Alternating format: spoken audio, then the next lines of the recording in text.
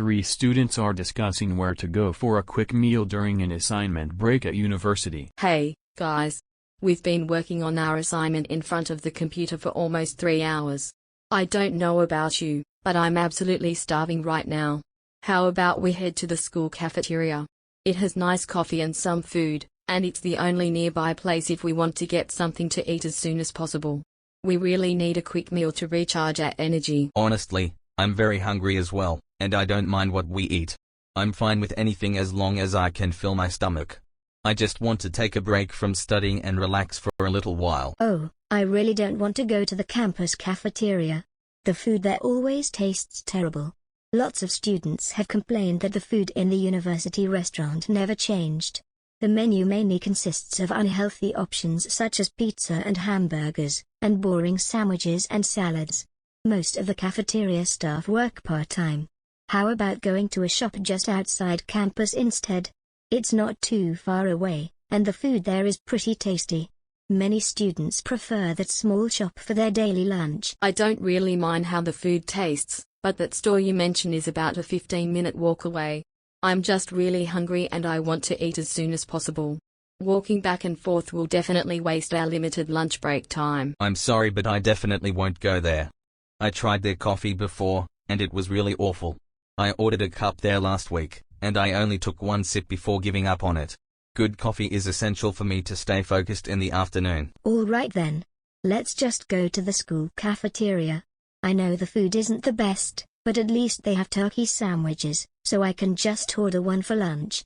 It is simple, light and suitable for a quick study break meal. Even though the food in the school cafeteria isn't great, after all, they make really good coffee, which is exactly what I need right now. A warm cup of coffee can help me shake off this tiredness after long hours sitting in front of the screen. That makes sense for me. Quick service is my top priority at the moment. I just hope the cafeteria won't be too crowded right now. If we hit a long queue, we will still end up waiting for ages. That would be really frustrating when we are extremely hungry. Yeah, that is my only worry too. It is normally busy around noon. Still, compared with the long walk off campus, waiting for a short time inside the building is much better. Let's pack up our laptops and notes and head over right away.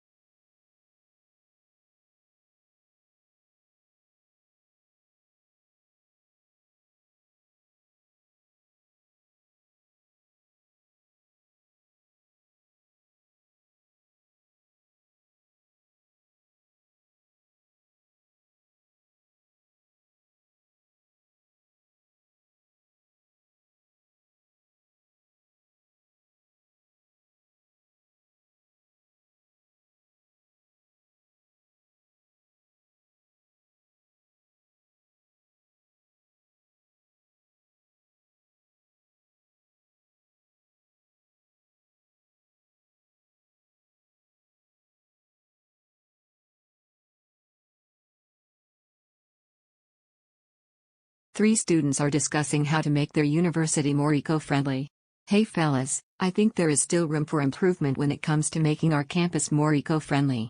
The staff should install recycling stations in key spots around the university, making it convenient for us to recycle plastic bottles, which can reduce landfill waste. Actually, we should reduce waste from the source, namely, reduce the amount of waste produced by us instead of having more bins.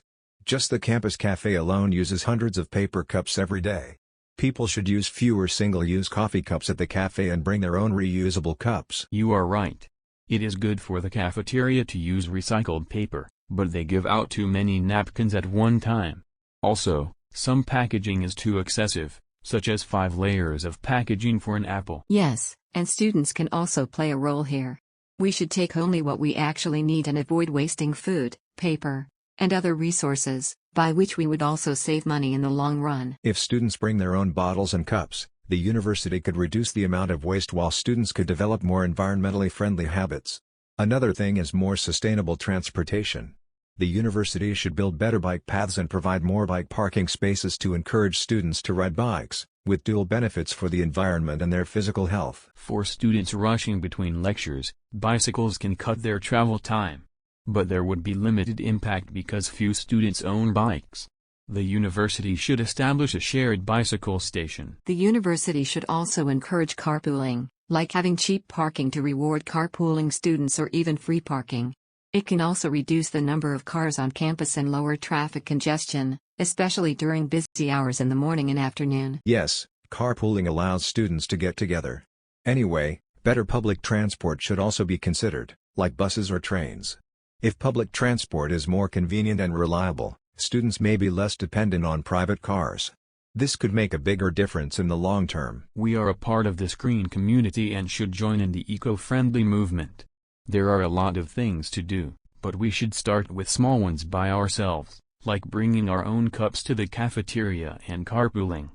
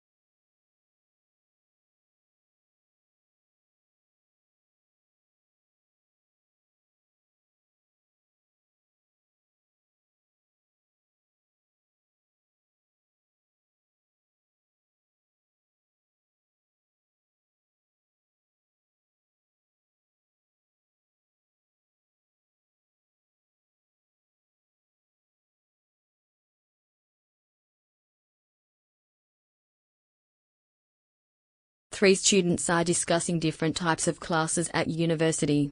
There are no lectures in high school, so coming to university and adapting to new class forms has been quite a big change for me. Most of the classes at university are large lectures, and honestly, I sometimes find them really difficult to follow. Some teachers speak extremely fast during the lecture, and a few of them have strong accents, which makes it even harder for me to understand every knowledge point and detailed content they explain in class. Personally, I have a different opinion and I quite like university lectures. One obvious advantage is that teachers will timely upload their PowerPoint slides and course materials online after class. So even if you miss a lecture or fail to catch every single detail during class, you can always review the complete slides and supplement your knowledge later. However, I still think small group tutorials have their unique advantages that lectures cannot replace. I totally agree with you that tutorials are much better in many ways, and I don't really like long lectures either. University lectures are simply too long and tiring for students. Sometimes a single lecture lasts for a full hour, and some even extend to 90 minutes straight. It is really challenging to stay focused and concentrate on only one person speaking for such a long period of time without any interaction. That's exactly how I feel. Long lectures always make me feel distracted and exhausted. I strongly prefer tutorial classes, just like you mentioned. Tutorials are usually small-sized and highly interactive, so it's much easier for us to get targeted help whenever we encounter confusing knowledge points. That's the biggest highlight of tutorials. The small class atmosphere allows students to communicate freely with tutors and classmates. Unlike large lectures where hundreds of students sit in one hall and hardly have a chance to interact, tutorials enable us to have in-depth discussions and share different learning ideas. I've had really positive learning experiences in all my tutorial classes so far. Most of the tutors I've met are very patient and responsible. They will carefully explain confusing knowledge points repeatedly and provide extra learning guidance for students who fall behind. I totally agree with this view. Combining lectures and tutorials perfectly is the best way for us to adapt to university study and improve our academic performance steadily.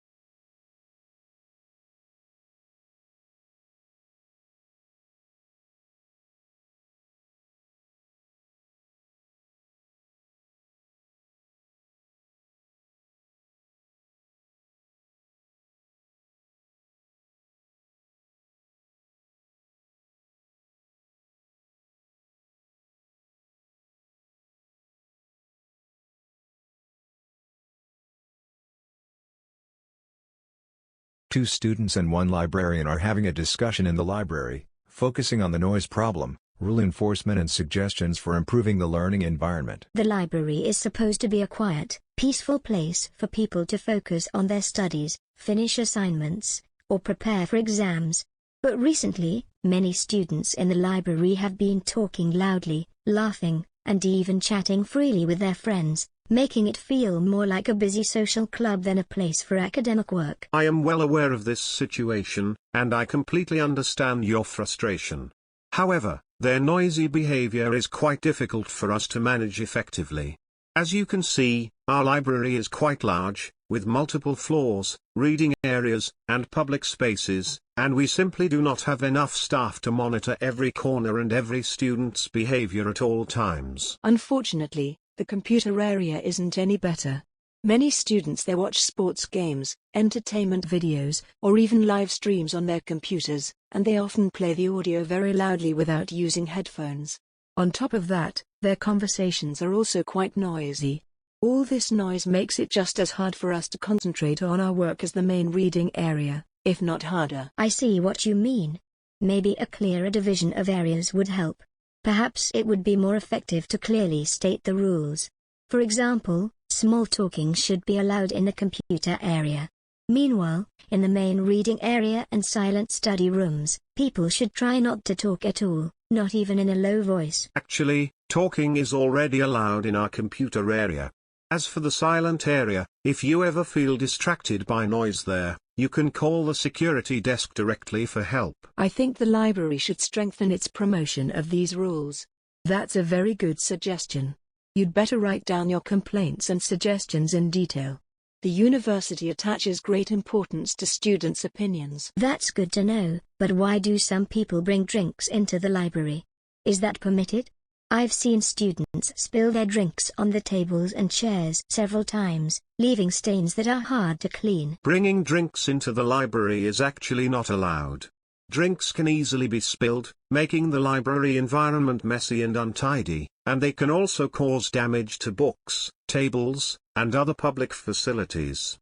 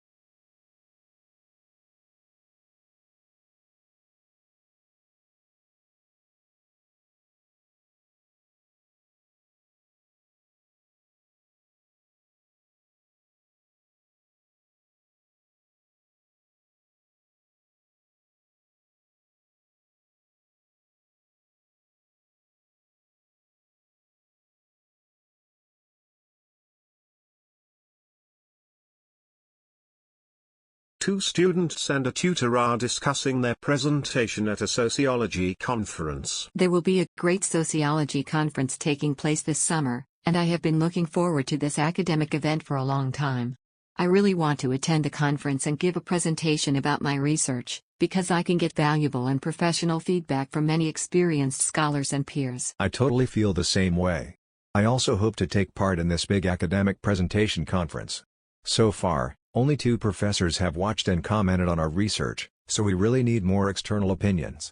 Luckily, there are many common points in our separate studies, so we plan to deliver a joint presentation together. I appreciate your enthusiasm for academic participation, but I have to be honest with you.